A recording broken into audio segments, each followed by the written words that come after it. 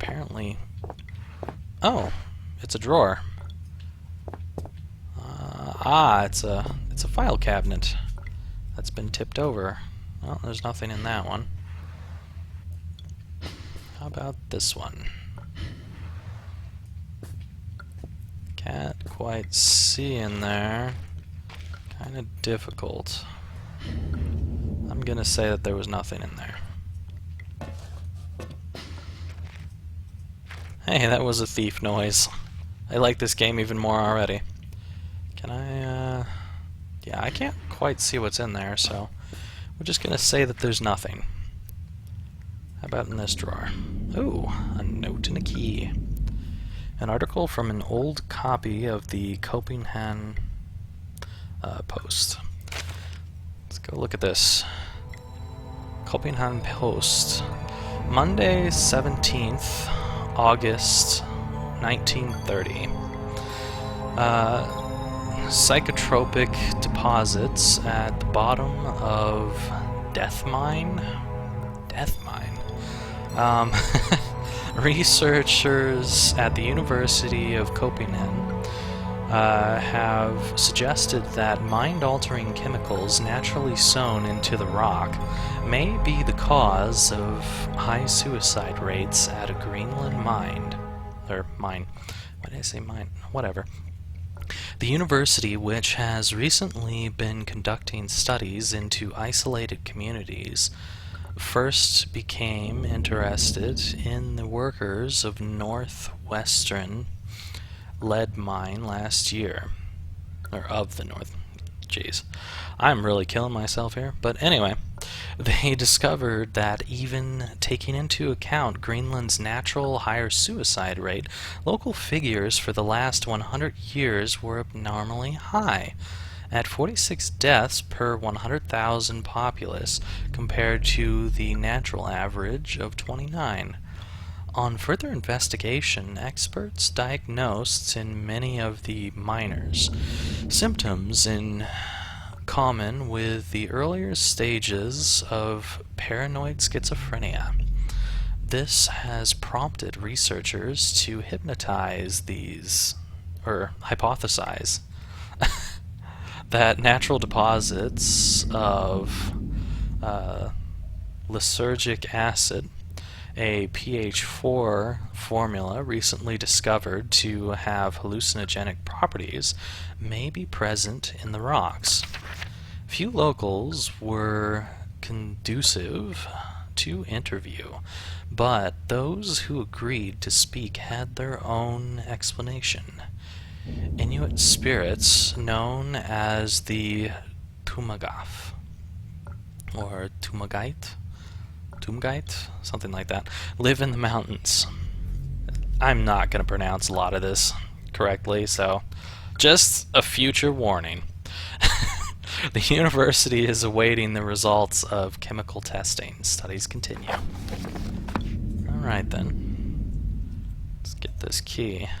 Small key for a locker or container. What do we have here? A bottle of Baxtrin may come in handy. It would come in more handy if I knew what Baxtrin was. Let's see here. Okay. I might have to look that up, or someone might have to tell me. It's a military report dated 1945. 15th August 1945. Command bunker, emergency airship Zulu. Weekly report. Another unremarkable week in Greenland. Regular supply shipment received. Standard emergency drills carried out. Routine runway maintenance completed. I have ordered maintenance to be carried out twice weekly from here on in due to increased snowfall. 1 wounded. The 1 wounded figure is no cause for concern back in London. The Germans haven't extended their front line by 4,000 miles. Why exactly are they? Oh, I'm guessing they're saying extending it to Greenland. Anyways, 2 of my men were caught manufacturing cherry bombs in our workshop armory. and succeeded in blowing off a couple of fingers.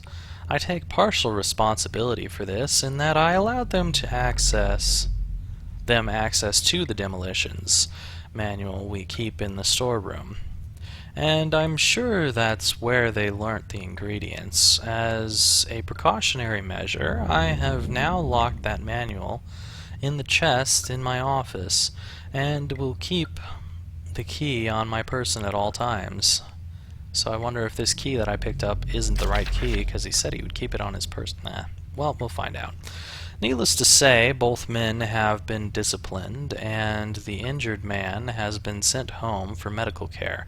I cannot help but think that a more suitable punishment would have been for him to stay out here, but the matter is out of my hands.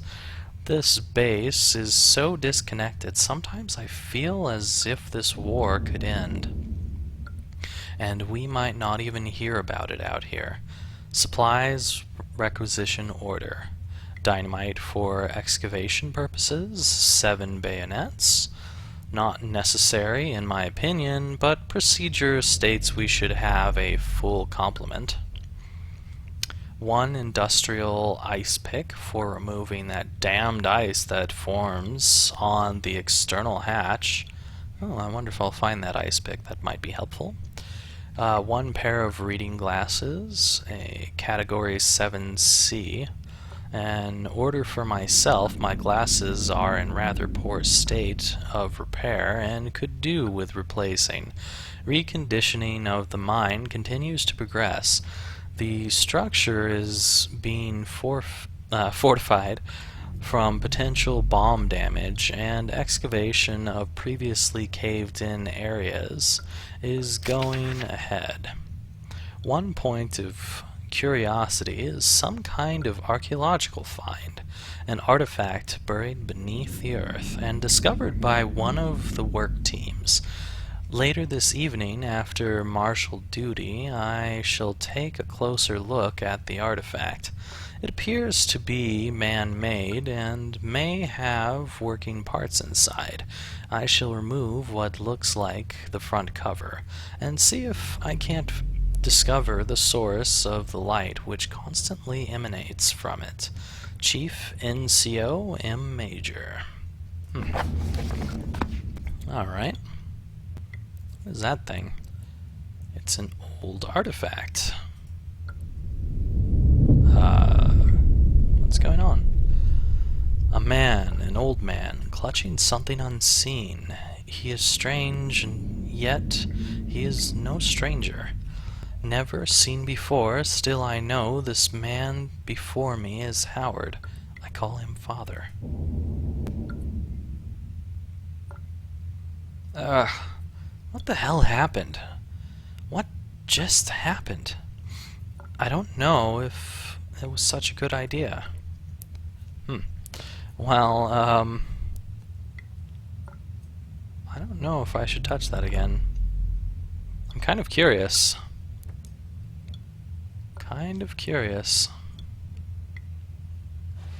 Is there a save function of some sort? I see a load. Save spots.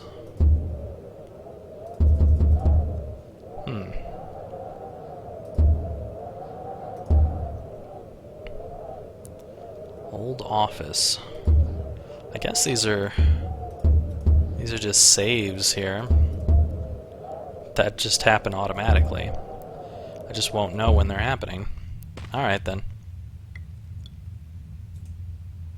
It's a fairly basic work desk. This place must have been converted into a functional office at some stage in its history. Oh, I'm interested.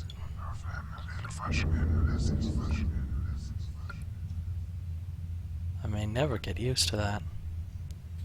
Oh wait, maybe that's the save. Wait a minute. Let's see something. It is a save. Lovely. Alright, well, at least I figured out what the save is. Oh, what's this? More batteries? Indeed. Close that, and final drawer, if I could... Come on. I want to see what's in here. Nothing. Darn. Alright, well, at least I know where the save is now.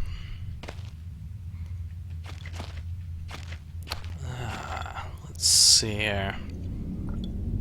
Let's test out this key. Ah, it is the right key. So this must be the manual they were talking about. It's some kind of chemist tome, full of explosive recipes. Big Book of Explosives, 1923 edition. Chapter 1. Or is that chapter 13? I can't... That looks like a 3. That could be a dot right there. Chapter 1.3. I don't know. Anyway, it also could be chapter 13. Black Match Fuse. The Black Match Fuse is one of the oldest, simplest, and most reliable fuses used in modern pyrotechnics. It is easy to create, essentially consisting of just string and gunpowder, but be warned, the chemicals concerned will stain clothing, and as always, due concern is advised. Materials required: string, preferably cotton, black gunpowder, and Baxtrin. Oh, so Baxtrin is apparently something that I can use to make an explosive. Maybe I won't have to look it up after all. The string should be coated in a thin layer of Baxtrin, which acts as an adhesive. The string is then carefully rolled in the gunpowder and left to dry at least a couple of minutes before use. Chapter 2.1. Okay, so it was a 1.3. This is a lot clearer to see. Invented by Alfred Nobel in 1866, dynamite is commonly used in construction, mining, and demolition. It has proved far safer to handle than alternatives such as pure nitroglycerin provided. That is, it has been properly stored. Okay. Over time, the explosive component of dynamite, supposedly made safe by the presence of diatomaceous earth, has a tendency to weep, making an old box of explosives liable to detonate on contact.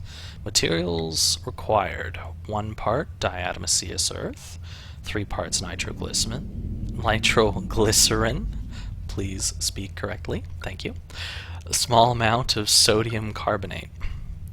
Text unreadable, and then simply form into short sticks and wrap in paper. Great, so I don't know how to make dynamite correctly. Chapter 2.3. Trinitrotoluene? Oh, TNT. I had no idea that was TNT. I've not actually heard that before. TNT was first discovered in 1863 by German chemist Joseph Wilbrand.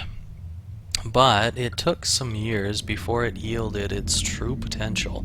This was because of the difficulty of making it explode, and the lesser detonation in comparison to dynamite. The main advantage was discovered by the German Navy, who employed TNT's relative explosive stability in order to cause massive damage to British warships. Their torpedoes could be detonated inside a ship's armor rather than exploding on contact as did other shells.